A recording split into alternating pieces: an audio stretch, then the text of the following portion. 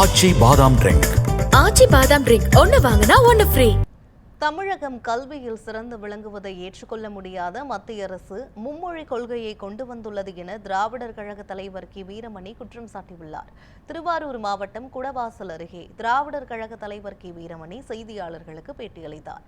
அப்போது பேசிய அவர், மக்கள் தொகை அடிப்படையில் தொகுதி பிரிக்கப்பட்டால் தமிழகத்தில் 7 அல்லது 8 இடங்கள் குறைய வாய்ப்புள்ளது என்றும், இதன் காரணமாகவே முதலமைச்சர் ஸ்டாலின் எதிர்க்கட்சிகளை கூட்டி போராட்டங்களை நடத்தி வருகிறார் எனவும் கூறினார். மேலும் இந்தியாவிலேயே கல்வியில் சிறந்து விளங்குவது திராவிட மாடல் ஆட்சி நடைபெறும் தமிழகத்தில்தான் என்றும், இதனை ஏற்றுக்கொள்ள முடியாமல் மத்திய அரசு மும்மொழி கொள்கையை கொண்டு வந்துள்ளதாகவும் விமர்சனம் செய்தார். வருமுன்னர் காத்தல் என்பது ஒரு ஆட்சிக்கு ரொம்ப மிக முக்கியமானது.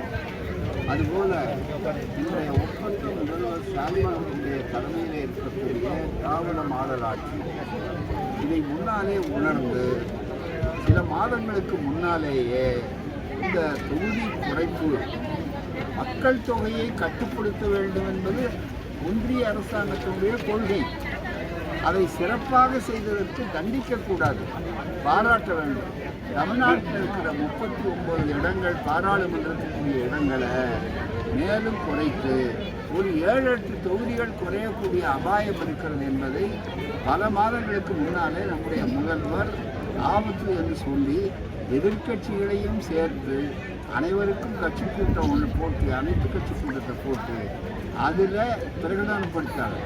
அதோடு நிற்காம இந்த மாதிரி பாதிக்கப்பட்டிருக்கிற மாநிலங்களுடைய முதல்வர்களுக்கும் எடுத்து சொல்லியிருக்காரு. அதாவது திராவிட மாடல் ஆட்சி இந்தியாவிலேயே கல்வியில் 100க்கு 100 சாதனை செய்திருக்கிறது தமிழ்நாடு. கல்வியில் சிறந்த தமிழ்நாடுன்னு அந்த தமிழ்நாட்டுக்கு 100க்கு 100 வருது. இதை கண்டு அவர்களால் பொறுக்க முடியல. இதை திட்டமிட்டு நாசப்படுத்துறதுக்காக வடநாட்டில் சமஸ்கிருதம், ஹிந்தி இதை திணிக்கிறதுக்காக மும்மொழி திட்டங்கிறாங்க.